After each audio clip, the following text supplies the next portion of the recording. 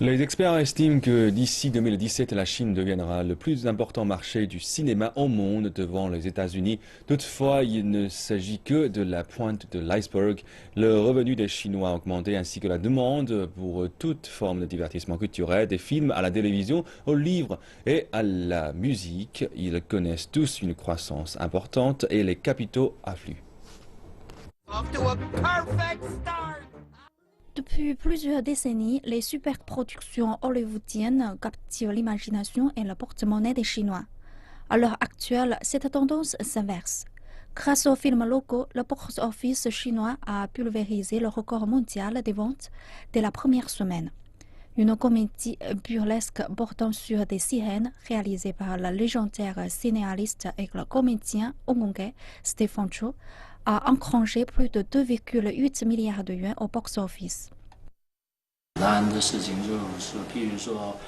C'est une histoire simple, elle parle de la bonté du cœur et de l'amour invincible. On a fait preuve d'énormément de créativité dans le processus de réalisation du film. Le film raconte nos expériences de la vie de tous les jours en incluant des éléments tels que l'air et l'eau. Auparavant en Chine, aller au cinéma était un luxe. Maintenant, c'est devenu le central de l'industrie du cinéma mondial. D'Hollywood à Bollywood, les investisseurs et réalisateurs sont prêts à s'immerger dans le marché chinois. La culture et l'industrie du divertissement en Chine sont en pleine évolution.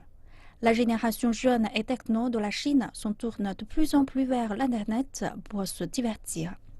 De l'émission Débat la plus regardée en Chine, qui touche l'égalité des sexes, au très populaire talk show qui propose des sujets d'actualité. Peu importe la plateforme qui peut offrir le meilleur contenu, les consommateurs vont se ruer vers ces plateformes. Cela signifie que les capitaux et l'expérience en production audiovisuelle ne feront pas d'efforts. Selon les analystes, étant donné le vaste potentiel de la culture et du marché du divertissement chinois, que vous soyez des titans d'Hollywood, fournisseurs de contenu chinois, ou des réalisateurs indépendants et inconnus en Europe, il y a idéalement de la place pour tout le monde.